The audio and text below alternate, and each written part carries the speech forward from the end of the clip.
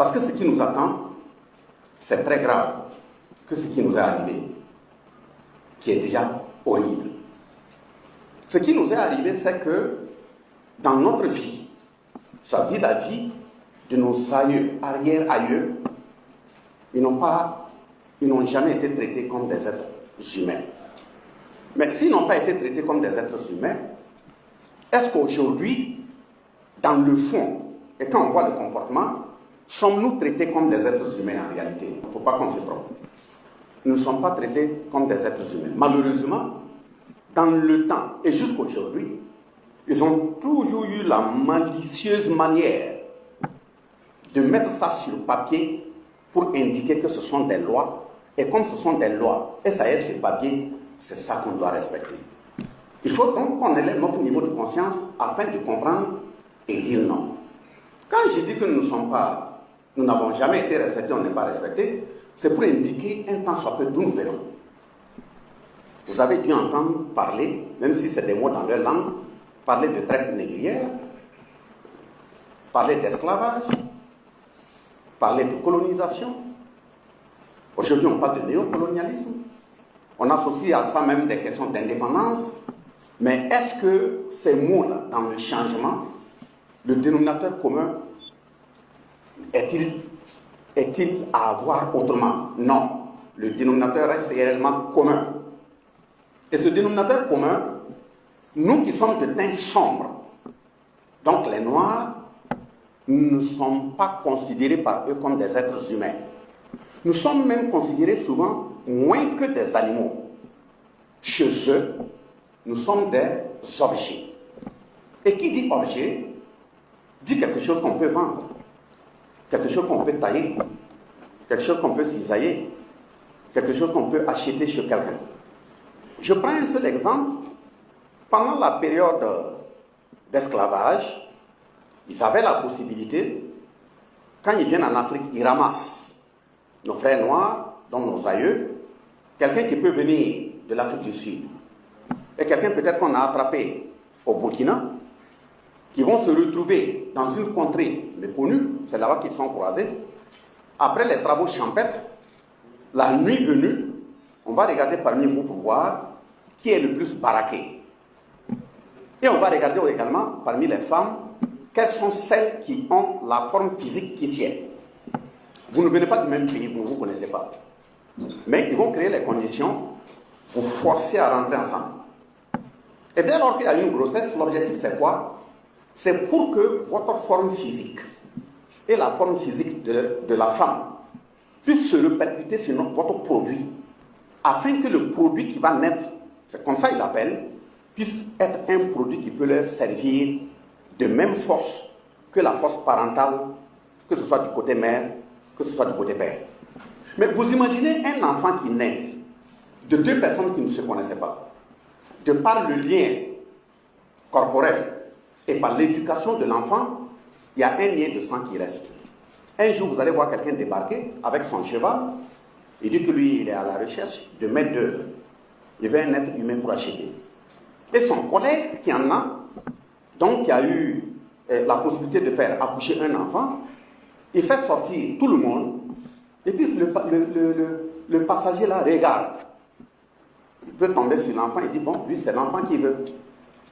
Et si c'est l'enfant qui veut, lui chez lequel l'enfant a été mis au monde, en forçant deux personnes à rentrer ensemble, l'enfant étant considéré chez lui comme un objet, il discute le prix avec celui qui est venu. Et si on lui donne l'argent, il attrape l'enfant, il l'attache, il donne.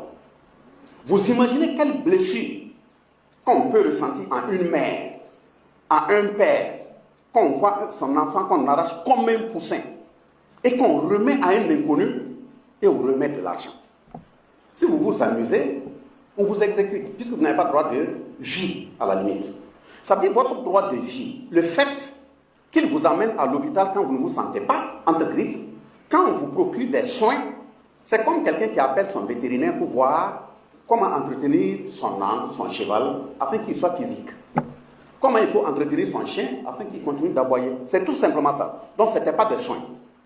Le fait de nous alimenter nos grands-parents, c'était de leur permettre d'avoir un minimum de force pour ne pas s'écrouler dans les champs de culture et de production. C'est tout simplement ça. Pour montrer qu'on n'est pas aussi des humains, après cet exemple, comme les parents se débattaient pour fuir, il fallait quitter les plantations. Vaille que vaille là où tu veux aller, ils avaient formé aussi parmi eux ce qu'on appelait des chasseurs d'esclaves. Et ces chasseurs d'esclaves aussi se promenaient de zone en zone pour voir, chez vous, est-ce que votre esclave n'a pas disparu? Si on dit que l'esclave a disparu, ce sont des gens qui sont formés à connaître toutes les pistes des zones. Ils vont prendre leurs chevaux, parcourir les forêts, pour aller retomber sur le même fugitif.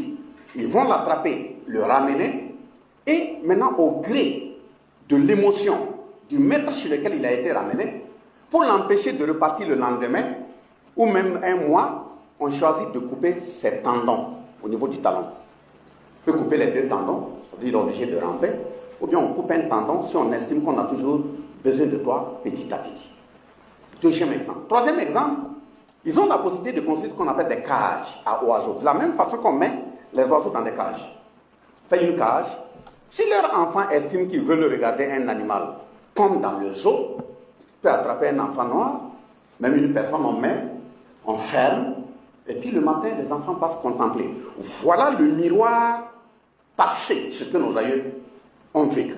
Et même pire, si vous tapez sur vos portables, vous allez voir un exemple où il a été dit, un jugement qui a été tenu sur les 137 Africains qui ont été embarqués. Et ces 137, avant d'arriver, ils ne valaient pas 100. Pourquoi? Parce que quand on vient les ramasser, la quantité d'eau qui se trouve dans leur embarcation, la quantité de nourriture, quand les vagues font en sorte que l'embarcation prend un retard dans son évolution et que la quantité d'eau diminue, la quantité de nourriture diminue, on choisit certains, on jette vivants dans la mer. Et quand on jette vivants dans la mer, c'est parce que tout simplement dans leur règlement d'exportation des Noirs, si tu as déjà dit dès le départ, par exemple de la Haute-Volta, que tu as 137, et ceux qui sont là-bas ont pu vérifier que c'est 137, si tu arrives avec 60, même tous ceux qui ne sont pas là, en principe, il y a des taxes qu'on te paye là-dessus. Mais si tu fais erreur, que sur les 137, les moins de 100 que tu as amenés, il y a un cadavre parmi eux, il y a des parties que tu perds. Donc, pour éviter qu'il y ait des cadavres parmi eux, on prélève des gens, on jette dans la mer s'ils ne peuvent pas tenir. Et pour pouvoir cartographier tout ça, ils prennent un certain nombre de lois. Et ces lois ont été validées en 1685. Et c'est l'ensemble de ces lois qu'ils ont appelé le Code noir. Et c'est dans ce Code noir qu'ils ont clairement articulé, si vous tapez sur les portails, vous allez tomber là-dessus, il est clairement articulé que nous sommes des objets. Donc on peut nous tailler, on peut nous vendre, on peut nous cisailler, on peut nous faire ce qu'on veut. Et dans ce Code noir, au fur et à mesure qu'il monte, ils constatent que les révoltes là sont nombreuses. C'est vrai, je n'ai pas amené le pain ici, mais si vous partez comment dirais-je, à New York, il y a des quartiers, si vous partez, les frères noirs que vous trouvez là-bas, vous ne faites pas attention, le bonjour, ce sont des injures. Parce que d'abord, eux, ils sont aux États-Unis, mais ils ne savent pas de quel pays ils viennent. Et quand ils te voient, la première fois, c'est de dire, ce sont vos grands-parents qui ont aidé à attraper nos parents, jetés aux États-Unis, desquels ils sont nés, ils sont en train de souffrir. Vous voyez déjà le climat qui existe. Et de ce point de vue, ces éléments qui ont commencé à venir au Burkina Faso, nos frères noirs qui ont commencé à venir au Burkina Faso, sont passés en 2024, en janvier 2024, dans notre pays. Ils ont vu le chef de l'État. Après, ils sont passés au ministère de voir. Ils m'ont offert un cadeau en paille. J'ai fait une photo, j'ai mis sur la toile. Mais cette photo en paille, quand vous regardez le paille, vous allez croire que ce sont des dessins. Ce n'est pas des dessins. En fait, ce sont les cartes que leurs aïeux utilisaient pour s'orienter des champs afin de fuir. Donc, ce sont ces cartes-là que les descendants ont rassemblées et ont pu restructurer en tissu. Donc, ils ont nommé le tissu du combat. Mais ils sont en train toujours de chercher de quel pays ils viennent. Voilà pourquoi quand ils sont venus, et tout récemment, j'ai encore animé une conférence avec 700 qui étaient là, des afro-descendants. Ils ont même demandé au chef de l'État de voir comment ils pouvaient avoir la nationalité burkinabé. Donc, vous voyez dans le monde combien d'Africains souffrent. Et quand ils sont venus au ministère, ils ont répété la même chose. Je leur ai dit, c'est très bien que le chef d'État vous ait déjà reçu. C'est bien qu'il vous ait reçu, c'est bien qu'il vous ait écouté. Le connaissant, sur ce qu'il a dénoncé. Maintenant, considérez que le fait que vous êtes déjà sur le sol burkinabé, ex-sol voltaïque, et que vous avez été reçu par le chef de l'État, et il vous a donné toute la liberté d'aller et de revenir, considérez que vous avez déjà la nationalité burkinabé. Donc, il ne faut pas vous en faire.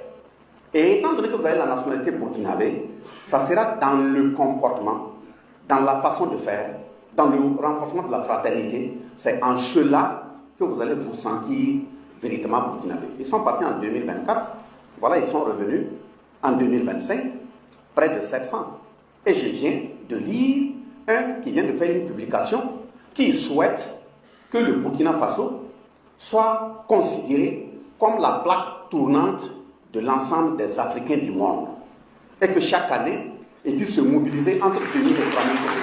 Mais je pense, quand par exemple des gens commencent à réfléchir comme ça, vous imaginez 2000 à 3000 Noirs qui déferlent sur un pays chaque année, je ne parle pas des questions de brassage culturel.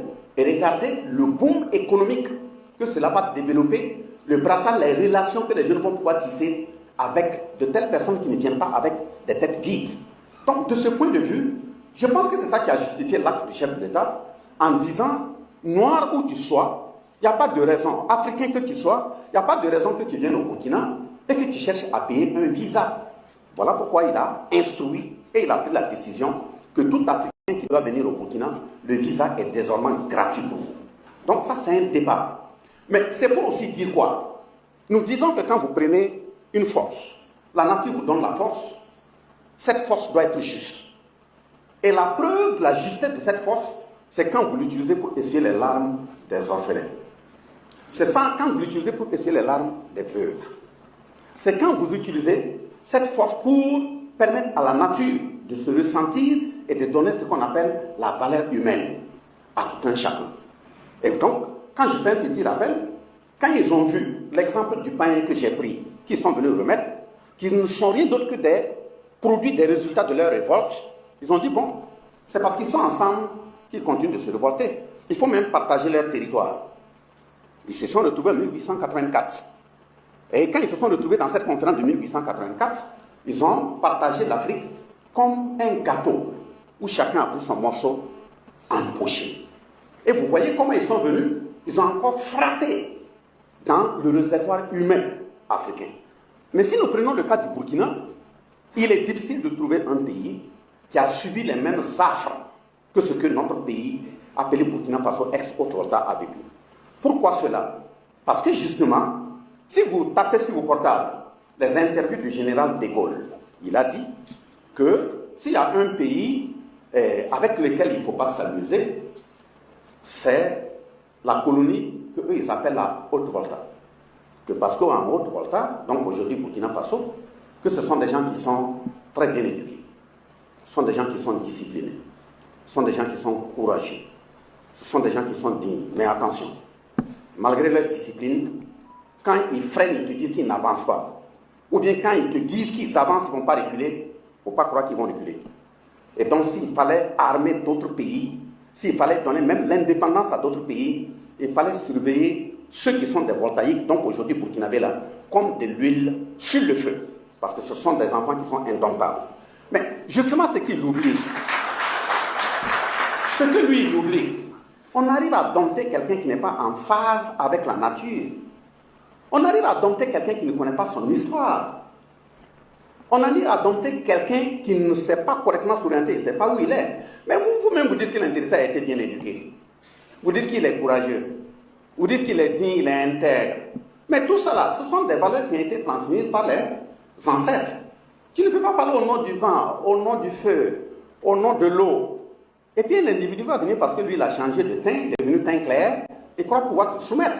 Il oublie que c'est toi l'original. S'il a besoin d'éducation, c'est chez toi-même qui devait venir, dire, je suis en train de me perdre, est-ce que tu peux m'aider à revenir sur les rails? Voilà pourquoi l'Afrique doit être aussi préservée comme un berceau des valeurs. Là aussi, je reviendrai là-dessus. Vous voyez donc, de 1884, on se situe au niveau de la Haute-Volta, donc aujourd'hui Burkina Faso, qu'est-ce qu'ils ont fait? Ils ont vu que ce réservoir humain, qui permettait même, dans leur déplacement, de travailler durement dans les autres colonies, la France rapidement a pris un décret en 1893 pour dire que lui, il constate qu'après le partage de gâteau là, il y a des hommes de ces colonies qui migrent pour aller servir d'autres colonies. Parce qu'avant, nos parents ne partaient pas dans des colonies françaises, ils ne partaient pas en Côte d'Ivoire. C'est au Ghana qu'ils partaient. Et si vous demandez à nos grands-parents, et vous allez voir même dans leur chambre, souvent, d'autres ont amené des vélos de très longs en longueur. Donc, vous regardez, ces vélos-là, ce sont des vélos qu'ils ont payés au Ghana. Et c'est en 1893 que la France a pris un décret pour dire que lui, il va recentrer, bien cartographier ses colonies, les colonies françaises. Et en 1933, ils ont pris un autre décret pour dire qu'à partir d'aujourd'hui, il faut faire en sorte que ceux qui sont de ces colonies n'aient pas développé d'autres colonies qu'en dehors des colonies françaises. D'où le Burkina encore a subi de plein fouet des puisages de la main-d'œuvre, envoyés vers la Côte d'Ivoire, envoyés au Sénégal, envoyés au Gabon, pratiquement sur les colonies françaises. Parce qu'on a estimé que c'était une main-d'œuvre qui était très bien à récupérer. En Côte d'Ivoire spécifiquement, qu'est-ce qu'ils ont fait? En 1933, donc, ils ont pris le décret pour dire tous les voltaïques, donc aujourd'hui burkinabés qu'ils amenaient en Côte d'Ivoire, comme les gens fuyaient pour revenir, on t'amène, tu n'es pas chez toi, tu fuis pour revenir, ils ont pris ce décret pour dire, après l'étude de leurs psychologues et leurs sociologues, qu'il faut créer des villages de même nom que les villages dans lesquels les voltaïques ont été prélevés. Et ça va leur permettre de croire qu'ils sont chez eux et qu'ils ne vont pas repartir. Donc, si vous tapez sur le net le livre qui a été écrit par M. Titenga Passéré, Le droit des travailleurs migrants, de 1887 à 2014, vous allez lire à l'intérieur pour voir, pour dire que dans ce type de prélèvement, il y a des moments où on peut même prélever 1000 personnes. Et quand on prélève 1000 personnes, dans la marche, pour atteindre les lieux où ils sont là, peut-être le maximum qui va atteindre sur les 1000 là, c'est moins de 500. Il y a ceux qui meurent en route, parce qu'ils piquent des crises, ils tombent, ils meurent. Il y a ceux qui tombent malades. Et comme ils traînent l'avancée, on les abat. Il y a ceux qui n'ont pas de choix, qui fuient, qui traversent la brousse, et puis des animaux sauvages les attrapent. On a continué à fouetter dans le réservoir humain voltaïque de la même façon, de façon barbare. Et si vous écoutez les audios, il y a même un doyen qui est revenu là-dessus, ça ne vaut pas une semaine, il disait dans tout ce temps, il a donné des précisions. Il dit même quand on les prélève comme ça, au nombre de 1000, tout ce qu'on leur donnait comme élément à transporter, ça veut dire élément alimentaire, c'est une boule de sel. Ça vient un paquet de sel, on met dans un pain ou un sachet, on attache, on te donne. Et cette quantité de sel, c'est qu'au fur et à mesure que tu avances, si tu as faim et qu'il y a de l'eau, tu enlèves les grains de sel, tu mets, tu remues, ça se dilue et tu bois. Voilà ta nourriture. Et alors, vous pouvez faire des mois, c'est des mois en train de marcher. Donc, il ne peut pas ne pas avoir des morts. Dans ce cadre dont vous allez trouver en Côte d'Ivoire, des villages qu'on va appeler Koudougou 1, Koudougou 2, Tenkodougou, Koupela, Garango. Donc, avec l'opération Baïlo, on dit non, ce sont des Burkinabés qui se sont accaparés des terrains et puis ils ont créé des villages. Non. Ça, c'est l'acte français pour permettre aux Burkinabés qu'on a forcé à aller là de se sentir chez eux. Puis, ils sont même partis lui en disant que de la même façon que les garçons sont très braves, ils sont très travailleurs, il faut créer les conditions pour qu'il n'y ait pas, j'allais dire, un contact entre ces Burkinabés et d'autres origines, parce que le produit qui va naître peut ne pas être de la même qualité entre griffes, ce sont leurs propos, comme ceux qui sont venus prélever. Conséquence, qu'est-ce qu'ils font? Ils reviennent en Haute-Volta, donc aujourd'hui Burkina, ils ramassent, permettez-moi le terme, et c'est le terme comme ça, ils ramassent nos sœurs et nos filles, ils s'en vont là où il y a les autres Burkinabés, et puis ils créent des contacts de mariage. Parce que chez eux, dans la vision de leurs sociologues et psychologues, c'est que le produit qui est né d'une femme et d'un garçon burkinabé va bénéficier de la même éducation, donc ça sera un produit de courage, d'intégrité, travailleur, discipliné. Ils n'auront même plus le temps, dans 10 ans, 20 ans, de revenir encore puiser d'autres personnes puisqu'ils ont le produit déjà sur place. Donc vous voyez ce que nos parents ont vécu. Et quand je dis qu'ils marchent, des moments, on peut prélever des gens vers Fada, vers Tenkodogo, vers Banfora, et puis on les canalise, même dans la zone ici, on les canalise, ils vont marcher à pied, d'abord jusqu'à Bamako, au Mali. Vous imaginez ici, Bamako, ça fait combien de kilomètres? Et arriver à Bamako, ce n'est pas terminé. Ceux qu'ils ont exécutés parce qu'ils sont faibles et ceux qui sont forts, c'est important des charges. Et les charges, c'est souvent du riz, c'est du coton, en tout cas les produits qu'eux, ils ont fait cultiver ici. Au moment où ils sont soit sur leurs chevaux ou bien dans leurs embarcations, donc on vous fait porter des charges et vous marchez d'ici jusqu'à Bamako.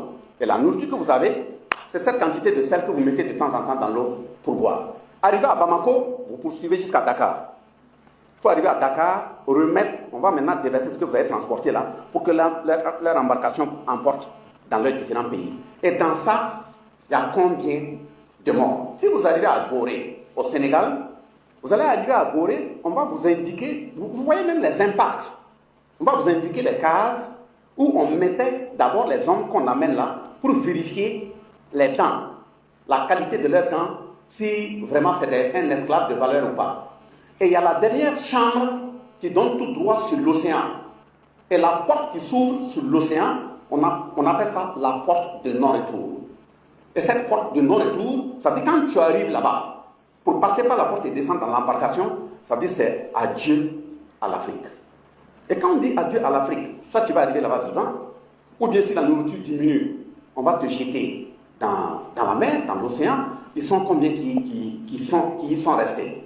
Ça veut dire qu'aujourd'hui, si on posait des questions à l'océan, que ces océans pouvaient parler, ça allait être très grave. Donc voilà ce qu'on a vécu au Burkina et notamment en Afrique et de façon générale ou dans tout point où se trouvent les Noirs. Donc en faisant tout cela, si cela est un récapitulatif du minimum que nous avons vécu, ça veut dire c'est le minimum, donc je le cite, que nous avons vécu, que nos grands-parents ont vécu, mais allons-nous toujours rester dans ça? Mais justement, ils tentent de nous dorloter, de chanter des termes pour donner l'impression, non, nous sommes égaux, les aïeux ont souffert, c'est vrai, mais il ne faut pas s'en faire, on est en période de droits humains, nous sommes la même chose, ce n'est pas la peine de se révolter. Tout Africain qui est très très très bien éduqué et qui est vigilant doit comprendre qu'il n'y a pas de parenté entre un bouc et une hyène. Si un matin,